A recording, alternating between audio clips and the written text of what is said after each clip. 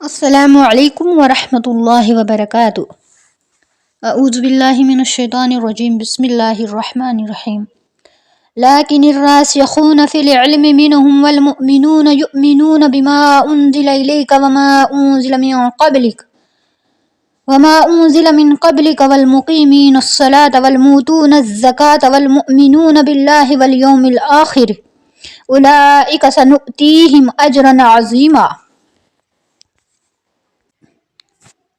اوپر کی آیات میں ان یہود کا ذکر تھا جو اپنے کفر کر قائم تھے، اور ان چیزوں کا ذکر تھا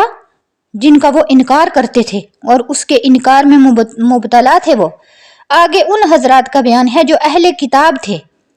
اور جب حضور صلی اللہ علیہ وسلم کو اللہ تعالیٰ نے نبی بنا کر بھیجا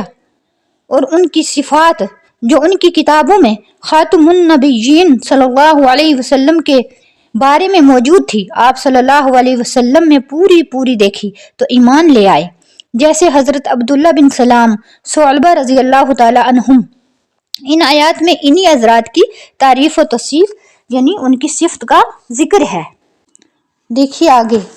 لیکن جو لوگ پختہ ہیں علم میں ان میں سے اور ایمان والے ہیں اور مانتے ہیں اس کو جو نازل کیا ہوا ہے تجھ پر، یعنی نبی کریم صلی اللہ علیہ وسلم کے اوپر جو قرآن کریم نازل کیا گیا ہے اس کے اوپر وہ اس کو مانتے ہیں اور اس کے اوپر ایمان رکھتے ہیں۔ پختہ علم سے مراد یہی اہل کتاب میں سے جو یہود میں سے جو لوگ پختہ علم والے تھے، دین حق کے اوپر تھے پہلے بھی،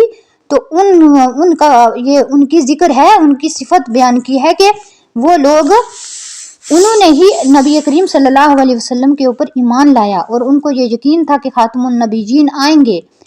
اور جو نازل ہوا ہے تجھ سے پہلے، نازل ہوا ہے تجھ سے پہلے سے مراد تورات، انجیل اور زبور، ان کتابوں کے اوپر وہ ایمان رکھتے تھے۔ اور خوشخبری ہے نماز پر،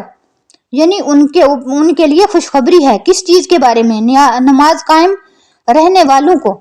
نماز پر قائم رہنے والوں کو خوشخبری ہے، اور جو دینے والے ہیں اللہ تعالیٰ کے راستے میں زکوٰۃ اور یقین رکھنے والے ہیں اللہ پر اور قیامت کے دن پر، تو ایسوں کو یعنی ایسے یہی وہ لوگ ہیں، ہم دیں گے ان کو بڑا اجر اور ثواب دیں گے قیامت کے دن۔ جن کا ذکر ہوا تھا یہ وہی لوگ ہیں، یہ وہی حضرات ہیں۔ آیات میں جن حضرات کے لیے اجر کامل کا وعدہ ہے وہ ان کے ایمان اور اعمال صالحہ کے ساتھ جڑے ہونے کی وجہ سے ہے، اور جہاں تک نفس نجات کا تعلق ہے وہ عقائد ضروریہ کی تصحیح پر موقوف ہے، بشرطہ کہ خاتمہ بالایمان کی سعادت نصیب ہو۔